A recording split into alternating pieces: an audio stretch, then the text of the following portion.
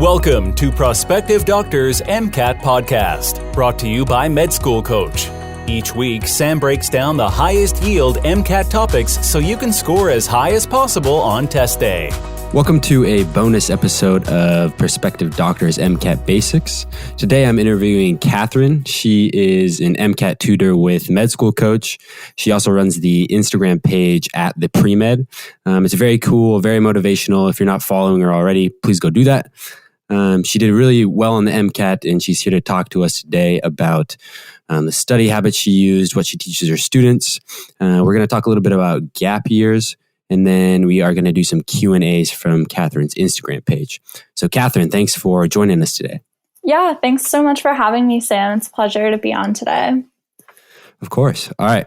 So let's start with a little introduction about yourself. So, tell us where you went to school, what you're doing with your Instagram page, just some of that basic information. Yeah, so I went to the University of Miami. I graduated in 2018, and there I studied biochemistry and neuroscience. So currently I am in a gap year, and I'm doing a lot of volunteering. I'm working as a tutor for Med School Coach. And I also have a lot of time for other things like my Instagram page. So I've really been trying to spread a lot of positivity and motivate other pre-meds. Awesome. And before I want to move on to the MCAT stuff, I just wanted to ask you a little bit about Instagram in general. My Instagram game is pretty weak. I think I have like 3 or 4 posts on Instagram. So what's the secret? Give me the insider view here. Okay, so inside scoop is it's all about the filters right now. So you have to have that Visco filter, that Lightroom filter, get a theme going. So it's all about the aesthetic right now. So all about the color scheme. All right, I like it. Yeah. I'll have to work on that. All right, let's get into the MCAT a little bit here. So let's start with some advice for people who are just now starting to study or just thinking about studying. And I think a question that comes up a lot is, how long should I be studying for the MCAT? And so what do you usually tell people when they ask how long they should be studying? Yeah, it is a tough question to answer. It depends on the student. So for students who have a strong basis in the sciences, so essentially any students who have above a 3.7 science GPA, you really don't need to study for as long as someone who's starting from a lower science GPA. With that being said, usually around 3 months is how long students like to spend studying for the MCAT. But I always recommend a longer amount of time, especially if you're in school, because that would be full time. So that's about how long I recommend, but it really depends on your overall knowledge that you're starting out with. Yeah, definitely. No, I totally agree. And 3 months is kind of nice too, because a lot of people's summer break obviously falls within 3 months. And so it's kind of this natural time to study if you're going to study for the summer, Yeah, exactly. The summer's a great time to study. Yeah. So another question I get a lot is, what type of person should take a class versus self-study? Classes are expensive, but obviously you are investing in yourself for your future as a doctor. So what type of people should take a class? What type of people do you think can study on their own? That's a great question. So again, it does go back to your strength in the sciences and whether or not you're a student who naturally studies well on their own, or if you're a student who often goes to office hours, has a tutor, gets more help. So for students who are really self-motivated, it's a great option to self-study. But even a self-motivated student, unless you know older pre-meds, you might not know where to start and what materials are the best. So in that case, a class would really be your best option because it tells you exactly what you should be doing at all times, and you don't have to do any guesswork. As far as students who should have a tutor, that really depends on if you have a lot of questions that you can't find answers to on the internet, or if you just like the more personalized approach, if you're starting from a really low science GPA, anything like that. Gotcha. Yeah. No, I totally agree with you there. Always good to have somebody, either a mentor or even somebody that you hire, just for a few hours to kind of help you either lay out a schedule or look over your schedule and say, okay, this is good. I did well this is something that looks good to me. So I agree with you. Yeah, exactly. The schedule building, like you mentioned, that's really key. I think if you don't have a good schedule, you do waste a lot of your time studying, and time is very limited. So make sure you have a good schedule from the beginning. So another thing too is, this is a mistake that I made, was I started studying and I did content review for, a few weeks before even taking a practice test. So what do you recommend in terms of when do you start tying in practice tests, and when do you switch over from content review to practice based questions, or do you switch over? Do you just do both at the same time right from the get-go? It depends on the student, but what I usually recommend is that students take a test as soon as they start studying. So you have a baseline for where you are and where you need to improve the most. Then, depending on your goals and how much time you have, you should be focusing on content review primarily for a long time leading up till test day. But if you have extra time, you can always add in practice questions with that. And that's really for students who want to score highly. You should start practice questions right away.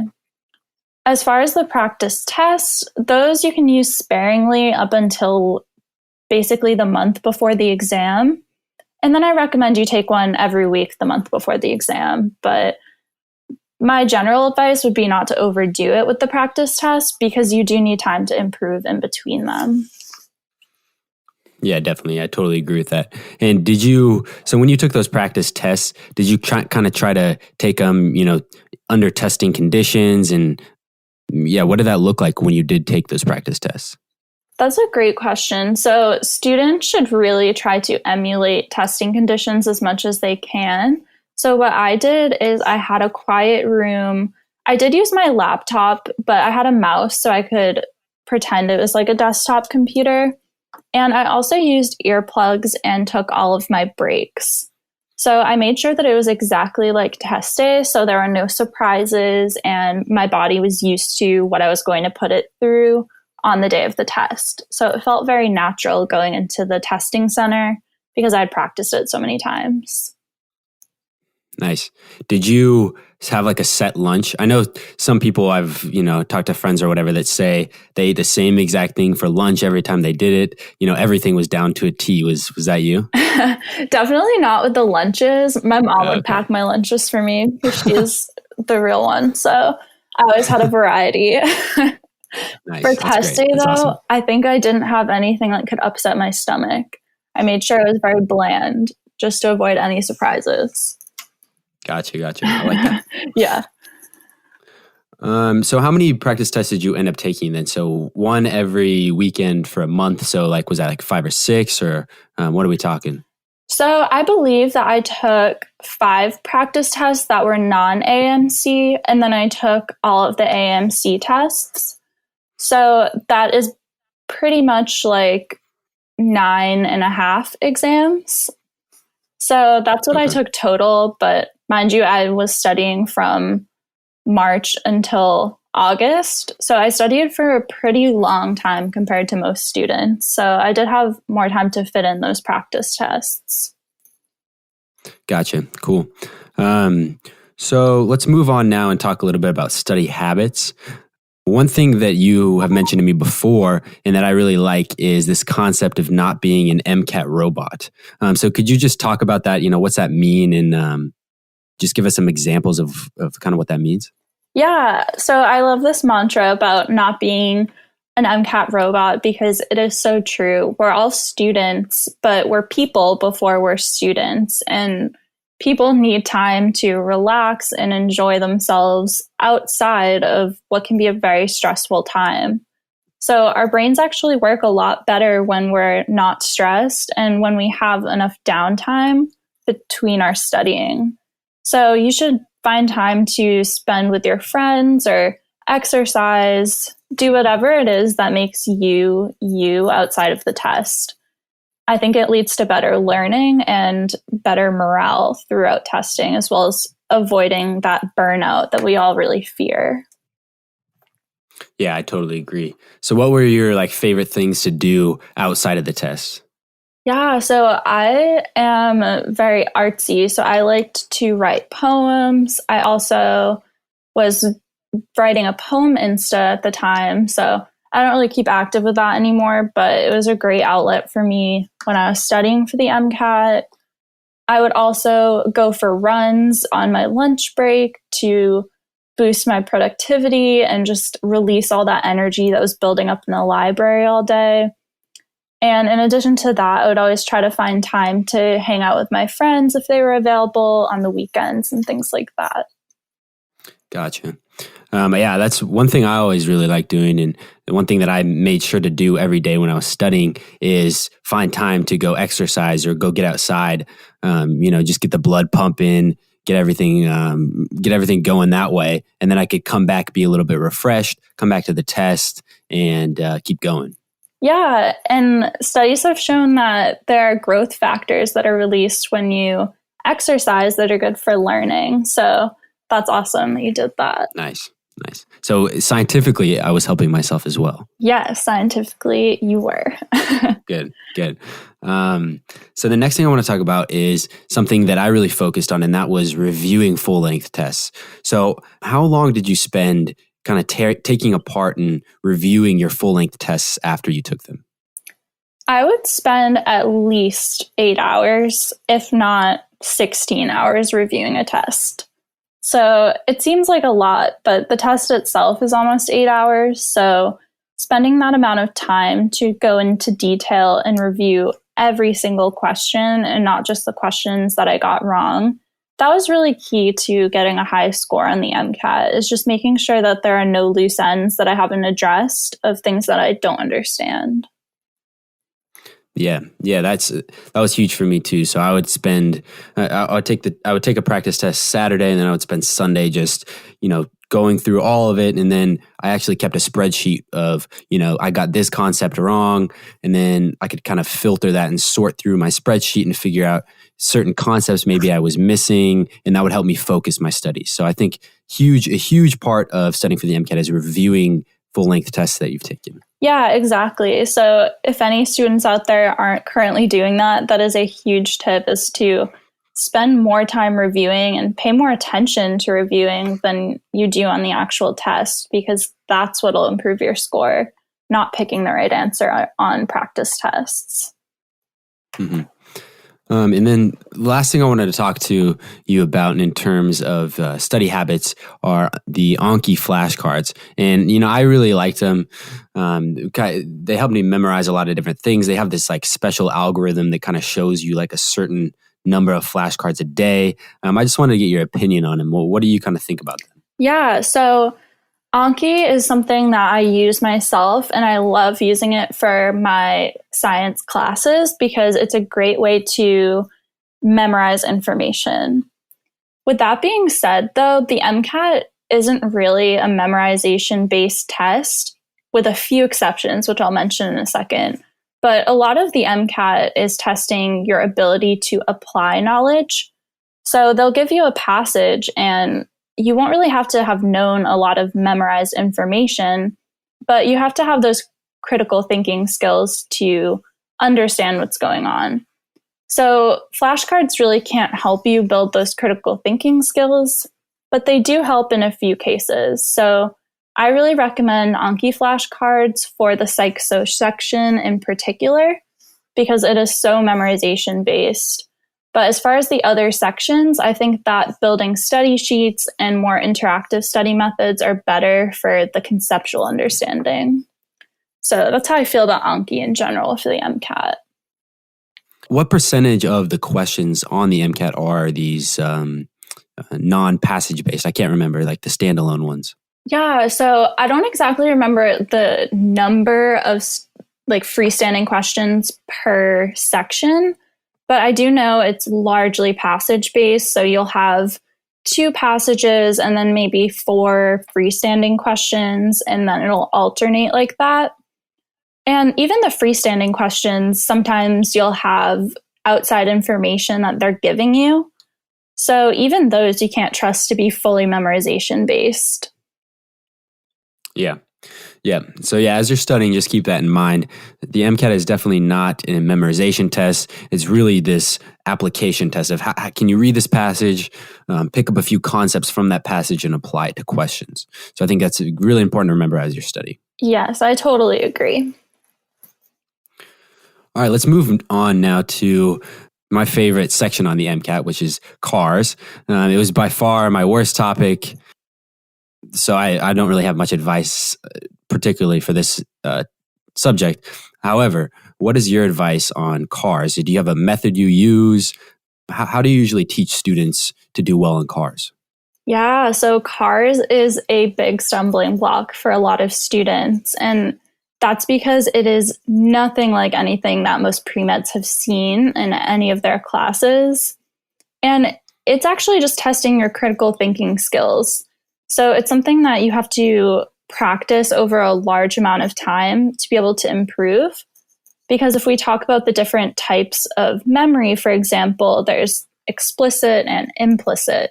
So explicit would be like rote memorization, like Anki cards, but implicit's like riding a bike. So cars is more like riding a bike where you couldn't really say how to do it, but you can just do it. So I do have methods to get around this that I teach to students. So one of them is to pretend that you're talking to the author when you're reading their passage. So I like to imagine what they look like, how they speak, and really get into a visual sense of what's going on. So by incorporating other senses and using other parts of our brain, it can make these passages that seem boring a lot more interactive, and it helps us to critically think when we apply those visual senses to a passage. So what do you think in terms of studying for cars? So how often do you recommend students do practice passages? So I recommend that students practice at least one passage a day when they're fully studying for the MCAT. But if they're starting at a lower score, I usually recommend 2 a day. Beyond that, I think it gets a little bit excessive. So 2 passages should take you 40 minutes between actually doing the passages and reviewing them. So that's plenty for one day. And you can get a lot out of that if you choose to.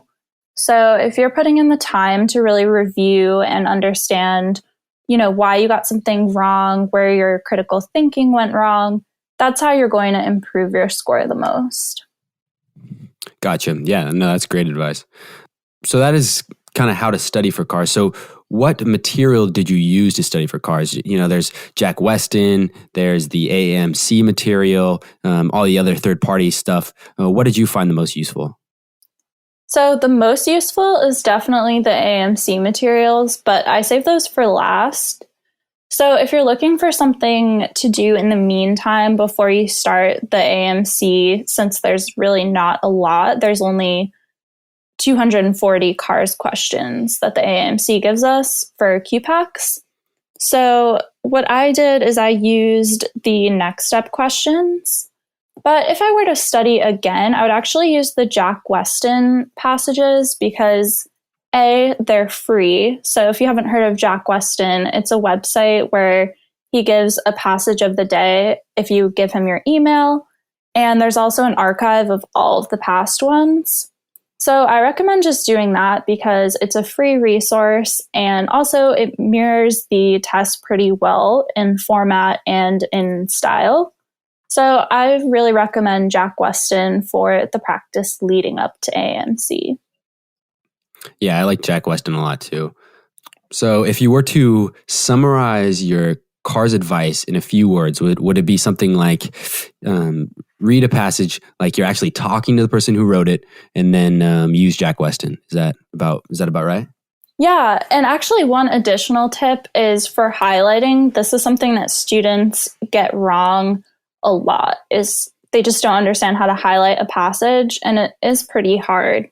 So my advice for highlighting the passage is to wait and withhold highlighting until you read a paragraph, then highlight. So you can go back with a clearer head and understanding to capture the most important things. Oh, I like that. So that kind of shows you, you figure out what the passage is going to be about, and then you can go in and start highlighting things that you can kind of start to feel are important. Yeah, exactly. So I recommend that students go in and highlight for the main idea right after they read the paragraph, but not sooner. That way you actually can take in what the author's saying before you start highlighting it. Gotcha. I like that. All right, let's transition now and talk a little bit about gap years. So this topic kind of came up with me and a few of my friends. We were talking about how a lot of pre-med students have this notion in their heads that, if I don't go straight into med school, I'm a failure, and it's going to be harder for me to get in, yada yada. And I really think this is a myth. What do you think about this, Kathryn? Do you think that is the case or not really? So when you were talking about the students who think that they're a failure if they take a gap year, well, that was exactly how I felt about gap years before I became a gap year student. So for me, it did kind of feel like a personal failure where I always knew I wanted to be a doctor. I wanted to go straight in, but I realized that it didn't really align with my goals for the type of applicant I wanted to be before I applied. And there are some important things that I actually wanted to get done in my gap year.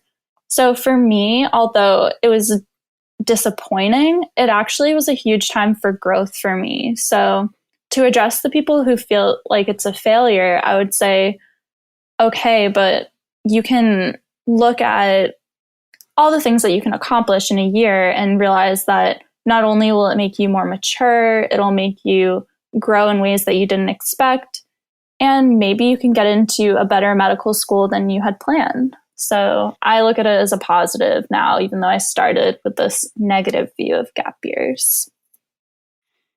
Yeah, no, I'm totally with you there. I was a little different because I didn't really decide I wanted to go into medicine until probably my senior year of college. So I kind of had to take a little bit more time just to build my resume.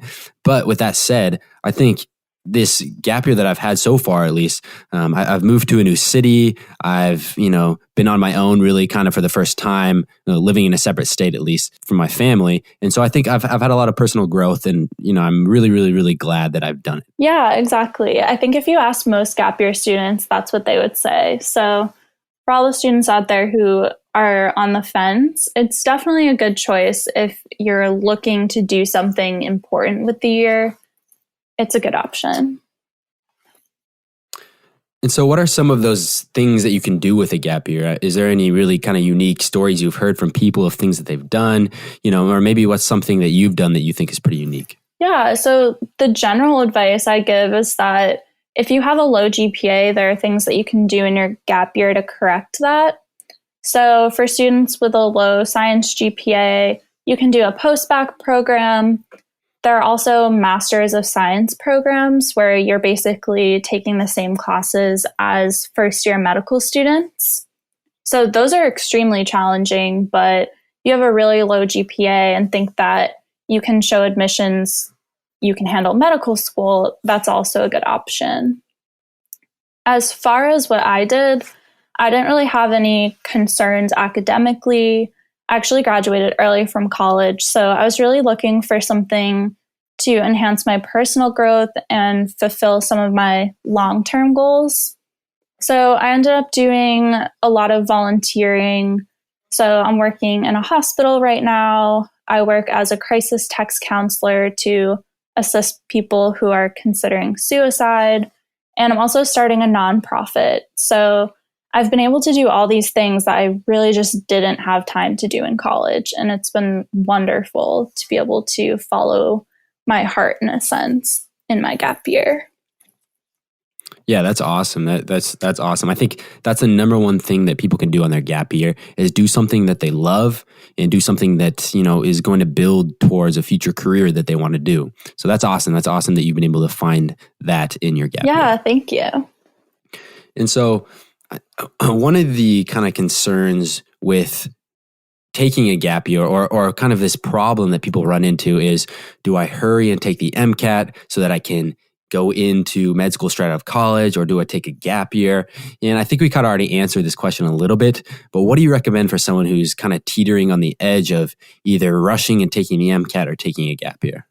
So it depends, again, going back to the dreaded science GPA, is whether or not you can handle a short MCAT schedule. So if that's you and you have a really high science GPA, like say 3.8 and above, then you can go ahead and give it your best shot for the MCAT. But for most students, I really think that taking the extra time to study and not be stressed for time with the MCAT is a great option, especially when you think about all the other things that you could do in a gap year besides the MCAT. It really becomes appealing because I've noticed that more and more. I saw on Instagram, one of my friends said that she went to some Ivy interviews and almost everyone except for her was a gap year student. So I think medical school admissions committees see it as a positive now for sure. Yep. Yeah, no, I totally agree. And one thing I've noticed in terms of, writing secondary essays, and I'm sure you've seen this too, is a lot of schools will ask, what makes you a unique applicant, or what do you bring to our med school class? And so I think doing something unique in your gap year gives you something to write about, gives you something to talk about in interviews and stuff, just adds to your application. Yeah, exactly. I don't think I wrote about a whole lot that I did in college on my secondaries. I think I wrote more about my gap year because it's been a lot more interesting than studying for classes and a few leadership activities. Yeah, and those the secondaries are kind of a monster, huh? It's a very big time consumer. Yeah, I had no idea. 50 pages in and maybe halfway done. Fun stuff. Oh yeah. How are you doing with them? It's going. I'm trying to kind of pre-write them right now and, do it ahead of time, but it's hard. It's hard. So, I'm busy with work, whatever, but yeah, I'm getting them done. Okay, good. Glad to hear it. All right, let's switch now and start talking about some of the Q&As from your Instagram. So you can go ahead, start wherever you want, and we'll start answering these. Yeah, so thank you to everyone who actually asked questions on my Instagram. So now we'll get a chance to answer them. So the first one we'll get started with is it recommended that I take a gap year after college, then apply to medical school? So we talked about this a little bit, but in my opinion, it depends on your situation. So if you're someone who's known that you've always wanted to go into medicine and you're already a strong applicant, you've got this good GPA, you've got good experiences, then you do it. Go straight in and take the MCAT, do well on that, go straight in. But if you are teetering on the edge, or you're saying, my GPA is a little low, or maybe my MCAT's a little low, and you feel like you need to do something to improve your resume or give you a little unique experience or whatever, then I totally recommend taking a gap year. Yeah, I would agree with everything that you said, Sam. It's really all about if you feel like there's a place that you want to improve and it's nagging on you, just go ahead and do it because the year really does fly by. And it also gives you a lot more time to work on your application, which I honestly could not imagine filling out while I was taking classes. No, not at all. Kudos to everyone who actually does that. Yeah, that's tough. So we have another question here. When should I start prepping for the MCAT? So you said about 3 months, and I agree there. I think 3 months is plenty of time. However, if you are working while you're doing it, or maybe you're taking classes and you can only study part-time, then it's going to take more time. So, maybe 3 to 6 months, depending on where you're at. I always recommend taking a practice test before, you even start studying, something that I wish I would have done. And that'll kind of set you up, help you figure out how much study time you're going to need. Yeah, that's a perfect answer. Especially with taking the practice exam to start out, that'll give you a lot of information about how many points you need to improve. And then you can plan out how much time that'll take. So if it's just a few points, then the 3-month study schedule should be good for you. But if you're someone who's really aiming for the stars, you can spread it out over a longer amount of time to get more gains in your score, which I highly recommend if you're trying to apply to a competitive school, is to study for maybe even 6 months if you're worried about that aspect of your application. Yeah. Because I mean, what are the two biggest determinants of getting into medical school, in your opinion? I'd say GPA and MCAT because, I mean, unfortunately, that's the reality. But extracurriculars do play a role. Like if you're someone who has perfect stats but no leadership, that might be a red flag for an admissions committee. Mm-hmm. Yeah, no, I totally agree. I just think it's something to keep in your mind is, if you have to take extra time to study for the MCAT, do it, because if you get a terrible score on the MCAT, odds are not good for getting into medical school. Yeah. What's the advice I read the other day? It was like, the MCAT won't get you into a school, but it'll prevent you from getting into a school. Yeah. So that's something to keep in mind is it can open the doors, but it won't get you in. Yep. No, I totally agree. Can I ask you a question from for the Instagram? Can I be a Q&A? Oh yeah, you can be a part of the Q&A. Okay. Go ahead. Here's my question. So how do you feel about setting the test date ahead of time? Because, I had a friend who was studying for, 3 months for the MCAT, never set his date, just kept studying, and was like, yeah, kind of half-assed. Yeah, I'm going to take it. I think I'm going to take it. Maybe I'm not. And it's been a year since he started studying. He still hasn't taken it. So what do you recommend in terms of like setting your test date? When should you do that? Oh, okay. So 100% you should set a test date. And I recommend that you set the test date as soon as you start studying, if not in advance of when you start studying. Because we talked about at the beginning the importance of having a plan. And accountability for the plan is something that is incredibly important. So if you don't have a test date, you don't have to be accountable for anything. So chances are you're going to end up studying for a longer and longer period of time because you're not holding yourself to any sort of deadline. So it's incredibly important that you set that date and you set it towards the beginning of your studies. Yep, I agree 100%. I think I set mine, a few weeks after I studied, or a few weeks after I started studying, and that kind of really just focused me in and was like, man, I gotta get this done. I gotta really put in time so that I'm ready for that test date.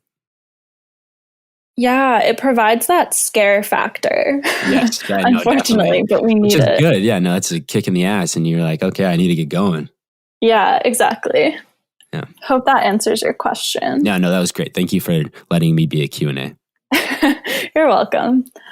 All right. So the next question, students asked, when do you apply for med school during your gap year? So I'm going to take 2 gap years, which means I graduated approximately a year from now, or I graduated a year ago from now. And so I'm applying to med school a year after I graduate, which is a year into my 2 gap years. So if I get into school, I'll essentially take 1 more year in between when I get accepted and when I start school, or about 6 months. Yeah, and that's great for students who are taking 2 years off. And I think 2 years is a really good amount of time because I was interested in doing a lot of different service programs, but most of them were 2 years. And unfortunately, I wasn't thinking ahead, so I only was going to do 1 year. So my options were kind of limited in terms of what I could do with a 1 year gap year. Yeah, that's a good point. There's a lot of different programs that you can do for 2 years. Go do something different. There's Peace Corps. What's the scholarship program where you can go teach overseas? Fulbright. Yeah, Fulbright. Yeah. You can go do a Fulbright. There's all these different programs. So, I think you can kind of just keep an open mind towards that stuff. Yeah. So those are all really great. So I wish I had considered taking 2 years off, but for students who are just taking 1 year off, you should apply to medical school at the end of your senior year. So that way the whole application cycle is during your gap year. So that's kind of the path I'm on, except I graduated a semester early. So I've had this whole extra 6 months off to prepare my application, which has been really nice. All right, so I think we'll move on to the next question. So this student asked, I have all the books for the MCAT, but every time I look at them, I get overwhelmed. How do I start? Well, I definitely feel this person, but basically my advice is this. If every time you look at them, you get overwhelmed, sit down and make a plan. Plan out what days you're going to study for a month or 2 months or 3 months. Just set it all out. And that way you can kind of see exactly how you're going to tackle the MCAT. And then you can start every day by saying, okay, I know what I'm going to do. And you're going to do that. And you're just going to take it day by day until you study for the MCAT. And the test time comes and you go get through all the books and you do well on the MCAT. Yeah, that's exactly what you should do. The hardest part is maintaining focus through that. So if you're getting overwhelmed just staring at the books, consider first, okay, what are your thoughts that you're having? And another thing that I recommend is putting away the smartphone when you're studying, because oftentimes that can be our worst enemy towards a productive day, is going through Instagram or whatever it might be on your phone. So finding a place to focus that's quiet and conducive to studying is also important. Yeah, I totally agree. And that was a question I had for you is, since you run at least one Instagram page, I'm sure, I think you're saying you have more than that, but how big of a challenge was that for you when you were studying? It was challenging. I definitely took some study breaks to focus on the social media aspect, but I made sure that it was time that I had scheduled in. So I was very careful not to let it bleed into my study time. So one technique that I really like is called the Pomodoro method. So you basically study for 25 minutes and then get a 5-minute break. That's really helpful because our brains aren't designed to maintain pure focus for 8 hours. So if you can break up the day and break up the studying into smaller chunks, that tends to really help. So I had scheduled time for everything because it made me accountable for not going over and sitting in the library all day getting nothing done. Gotcha. Yeah, no, that's great. That's awesome advice. Yeah, thanks. So, all right, next question is, how long should I study part or full time? So I guess this is the difference between part-time and full-time studying. Yeah, what I recommend is 3 months full-time, 6 months part-time. But again, you have to give a little bit of time on either end, depending on how prepared you are in terms of classes for the MCAT. So, I really like the idea of the science GPA. Go off of that and kind of start to gauge how much time it's going to take you. Again, take a full length right at the beginning, and that way you can kind of gauge. But yeah, so in general, I would recommend 3 months full-time, 6 months part-time. Yeah, that's exactly what I recommend too. One thing I can add is that if you're aiming for really high score, like 98th, 99th percentile, try to push it out longer than 3 months, because very few people can get that kind of a score in just 3 months. So if you have one of those really high goals, which is totally not necessary to get into medical school, but if you do have a goal like that, give yourself maybe even double the time, because it takes a lot of effort to get there. So how to not get overwhelmed by the MCAT? That is our next question. Well, in my opinion, it is impossible not to get overwhelmed, because the MCAT just covers so much. You've got biology, chemistry, physics, psych, soc, cars. It's just, it makes your head spin. But like I said earlier, I think planning your study schedule and seeing it all on paper and how you're just going to tackle it every day, kind of helps make that less overwhelming. So that's kind of my advice. And you got to live life outside of the MCAT. So make sure you're hanging out with friends, go and see movies, whatever you enjoy doing, keep doing that. Yeah, I actually want to ask you a follow-up question to this one. So what did you personally do to avoid burnout during your studies? So for me, a lot of it was working out. So I'd try to work out in the middle of the day, hang out with friends at night. But one big thing for me was I would always try to plan something at night. So, I'd always, text my friends or whatever and say, hey, let's go do this tonight. That way I had something to kind of look forward to and kind of, I guess, motivated me a little bit to study. Yeah, that's great. what I did is I made sure to take the weekends off. So I would always look forward to the weekend and the things I had planned. And I knew that I had to get everything done in order to really enjoy the weekend. So that's what kept me from burning out. Gotcha. Awesome. All right. So this student wrote advice for the final week before the MCAT. And this is apparently when the podcast will be out for the student. So what are your tips? So I have a few tips. The first is that you should give your brain a break for maybe a day or so before the MCAT. So for me, I studied just some really content-based stuff. So I did some flashcards all the way up to, 2 days before the test. And then those last 2 days before the test, I just took completely off and tried to give my brain a break. And then one thing that was really big for me was the night before the test, I knew I was going to be really anxious and it was going to be hard for me to sleep. So what I did is I did, a super, super hard workout. In that way, I ensured that I was going to be really, really tired and I was able to sleep really well and fall asleep right away just because I was so tired. So something maybe you could do, but I really thought that was helpful. Yeah, that's pretty much exactly my advice too. The day before the MCAT, I got a massage, I got my nails done. So it was definitely a time to relax and just reward myself for all the hard work before the test. And one other thing too that I'll add is, this is something that I don't think a lot of people think about, but one thing I did is in the weeks leading up to the test, I tried not to drink any alcohol. And I don't want to sound like I'm your mom or something, but I try not to drink any alcohol because I know that tends to impair memory. And so leading up, I just tried basically not to drink any alcohol. Yeah, that's great advice too. And I've never thought to tell students that, but it is so important. I don't think we realize how much of an effect it has on us even days after. So being sure to make your MCAT time a little less than your usual would be good, especially leading up to the exam. Yeah. Yeah, that's awesome. Okay, so the next question we have from a student is, how bad is it to retake the MCAT? I've heard it doesn't look good. My understanding is that it's not that big of a deal unless you retake and you get a very similar score to what you got before. If you retake the MCAT and you get a little bit higher, it's not that big of a deal. I think schools will either average the two scores together and take the average, or some schools take the higher of the two. So it just varies by school. But I think the big no-no is to not get the same score as you got the first time if you retake. I completely agree. You do have to improve a lot for your second time.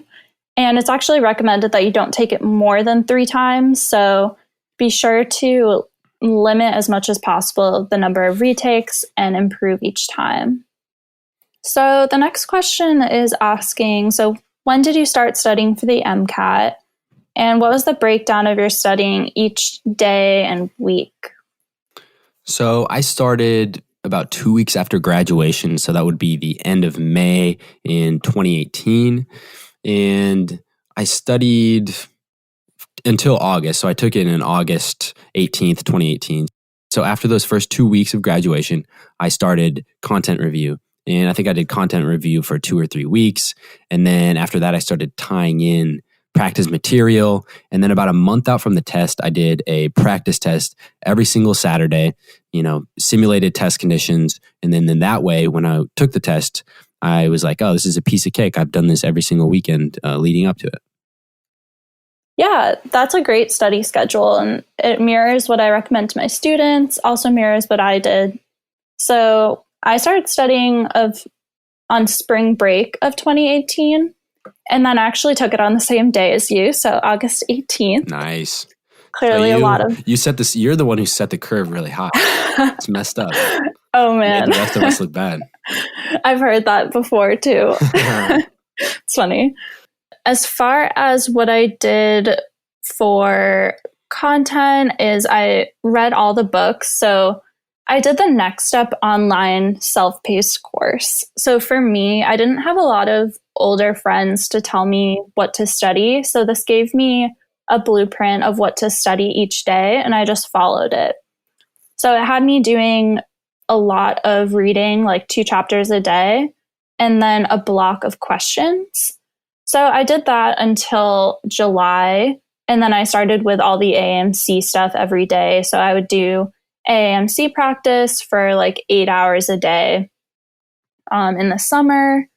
And then that's what I did leading up until test day. Gotcha. Just like you, I took the exams under testing conditions, and I took about one a week for the last month. So cool. That's what I did. Cool. Okay, so the next question just says content review versus practice. So I'm guessing the student wants us to weigh the merits of both of these things. Or they are on Jeopardy and they're asking us in question, in statement form. And we should have to answer in question form, right?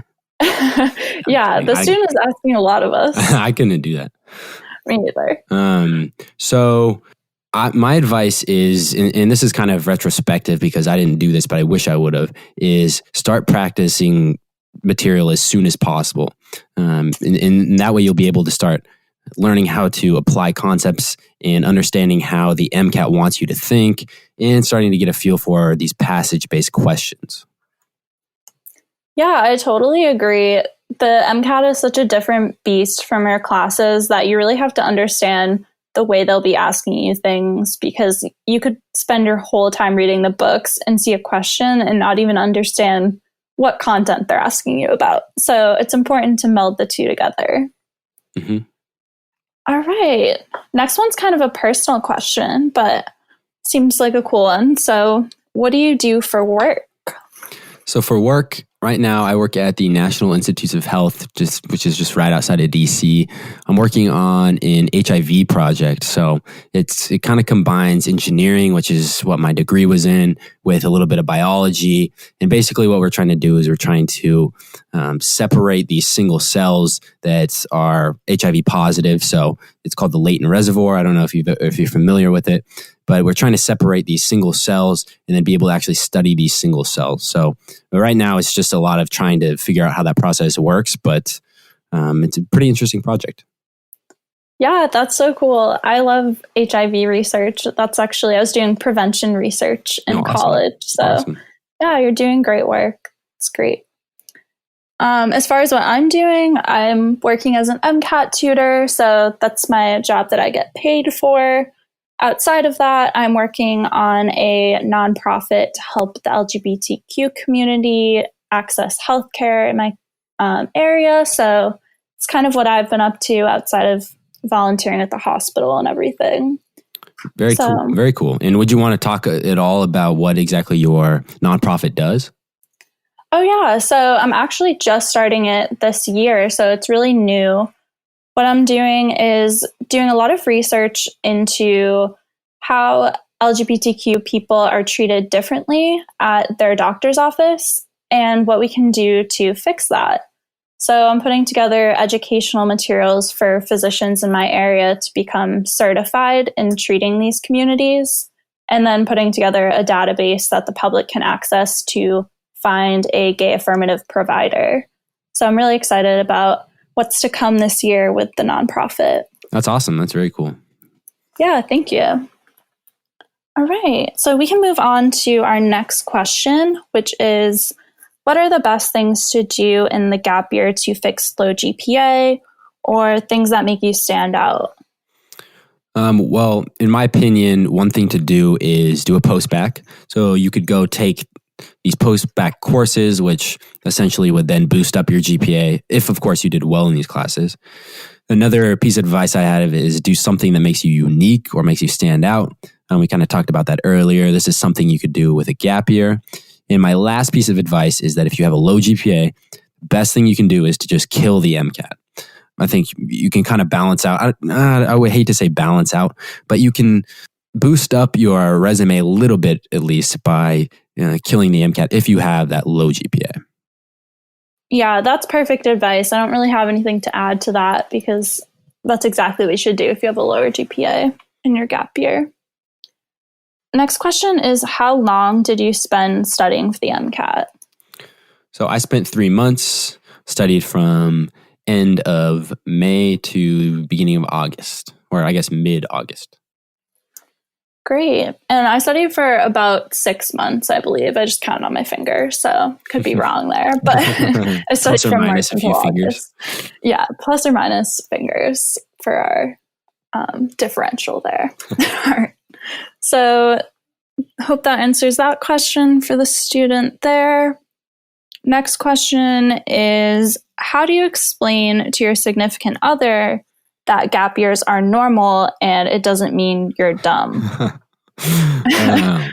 Well, I think what you got to do is you got to give them the data. So the data says that on average, medical school students take like 1 or 2 gap years.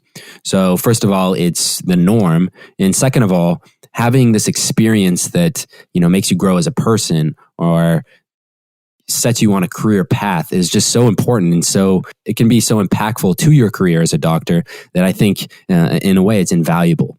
So, you can just, if I was you, I would show them the data and say, hey, look, I'm normal. I'm not dumb. Yeah, exactly. And also just to add some sass in there, like we're both gap year students. I don't think either of us are dumb. So you can use the anecdotal evidence as well. You can give them our phone numbers. Have them call us. We'll set the record straight. Yeah. Hopefully they don't actually say you're dumb though. That makes me sad. Yeah, that would be not good. All right. So last question actually. So any advice for someone stuck at the same score on practice exams and feeling helpless? My advice here is that if you are feeling stuck and you're feeling like you're not going anywhere, then I think something is wrong with the way that you're studying. So, take kind of an introspective look and say, what am I doing wrong in studying? What are some ways I can switch up? Maybe change the way you review your practice tests or change the way you go through practice material. One thing I really liked is making an Excel spreadsheet of questions I missed on a practice exam and the reason why I missed it. And then at the end of the day, I could look through and look for trends and see if that would help me study in some particular way. Yeah, using a spreadsheet is such a great tip. I tell all my students to utilize a spreadsheet or a Word document or some way to track what they're getting wrong and see patterns. And additionally, if you have someone who's already taken the MCAT, they can be a really big asset to you at this time because they can probably help you see what you're doing wrong if you're not improving. So have someone that you trust, like a mentor, someone who's in medical school or maybe a year older than you, or even a tutor can help you with things like that. So find someone. I know, really, #ad. No, I'm kidding. Also, no, it's great students advice. Can rely on their friends a lot too for help. So if you can't afford a tutor, there are ways that you can get help as well. No, yeah, I totally agree with you on the tutoring. I think if you are kind of stuck and you're getting the same scores over and over and over on a practice test, think about the kind of investment it's going to be. This is going to get you into medical school, into your dream career. How much is that worth to you? Is that worth $500, however much it costs to get a tutor? And, it might even be a single tutor session that will help you, maybe set a new study schedule, or maybe your tutor will be able to look over your study schedule and be like, hey, this is exactly what's not working. And so it will help you get another set of eyes on your study schedule or the way that you're studying and kind of help you set the record straight. Yeah, exactly. I think that's the biggest part of my job is honestly troubleshooting with students rather than just teaching things. It's more me trying to figure out what's going wrong and helping them to have it go right next time. So. Yep, awesome. Yeah. All right, Kathryn. Well, I really appreciate your time on Prospective Doctors MCAT Basics. I really appreciate it. Thank you for talking to me today. Yeah, you're so welcome. It was a pleasure to be talking with you, and I hope that this was helpful for anyone listening. So, thanks again, Sam. Yeah, and good luck on all your secondaries and with your interviews and everything. Yeah, good luck to you as well. Can't wait to see where you end up. Thanks for listening to Prospective Doctors MCAT Podcast. If you're a pre-med, you'll want to check out prospectivedoctor.com for tons of free tools, articles, and more podcasts that cover your pre-med life. And if you need help on the MCAT or getting into med school, check out medschoolcoach.com for the experts.